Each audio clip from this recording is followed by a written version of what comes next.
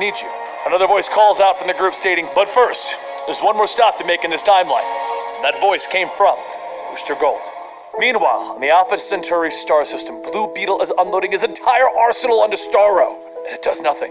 Booster says, well, that was anticlimactic. And Blue Beetle asks, nothing? And Booster tells him nope. The two individuals have been off to stop Starro, as Metron, one of the new gods of knowledge, has told Blue Beetle that he is the only thing that can stop Starro from conquering the entire universe. When he saw what it was going to take, he saw potentially his own death. Now that Starro is currently fueled by rage, it's a pretty bad sign when Blue Beetle's best shot didn't even piss him off in the slightest. Blue Beetle then says that Metron said that the Scarab's power is the only thing that can stop Starro. And Booster laughs, telling him, of course, he didn't tell us how, right? Why are nearly omnipotent beings always so vague? How about we try asking the Scarab what we should do? Blue Beetle looks back and he says, Scarab? And the Scarab tells him no. Blue Beetle asks him, what does he mean, no? The Scarab tells him that he does not want to. He does not want their bond to be broken.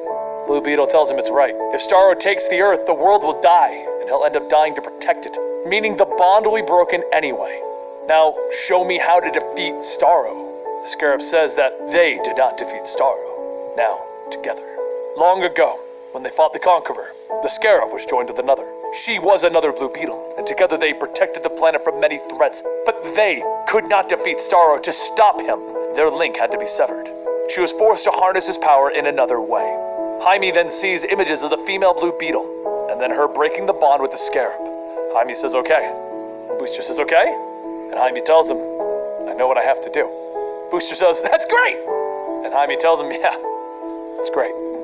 Booster then asks, am I coming with?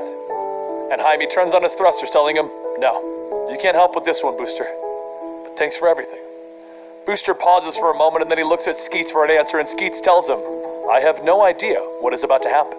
As Jaime gets closer to Starro, the Scarab calls out to him that Starro knows they're coming and that they are a threat. Jaime shoots his way through the probes and he lands on Starro, telling him, all right, it's time. The Scarab says that he doesn't want to end him, but Jaime tells him to do it. The Scarab slowly begins to detach from Jaime's body, and as soon as Booster knows what's happening, he begins to scream, no, no! Jaime's body begins to slowly drift off, while the Scarab begins to attach to Starro, and Booster comes flying in shouting, you stupid! Nah, this isn't how it's going to happen. Skeets asks what does he plan on doing, and Booster tells him, I'm not planning on sitting around and watching a kid die. Now get him out of here once it's done. Booster takes a deep breath, and Skeets yells, you can't! And Booster tells him, it's okay. This is what it's about. No more pretending, Skeets. It's time to be a hero. He detaches his air mask and he places it over Jaime's face. And Skeets tells him that he can't help. He can't. Booster points for him to leave and Skeets grabs onto Jaime's hand. And he says, goodbye, Michael. As Skeets jets off, Booster watches and then there's a bright light that begins to shine. Booster looks past him to see another version of himself. And Ted Kord's sitting there. Ted Kord tells him that he's not sure what they're doing here. Once the future was set, you found me in a few more years in the middle there. It's a bit confusing traveling through time and all. You said we can't change this. I'm sorry. But you said I'm allowed, that I should be here at the end. Booster smiles, taking Ted's hand.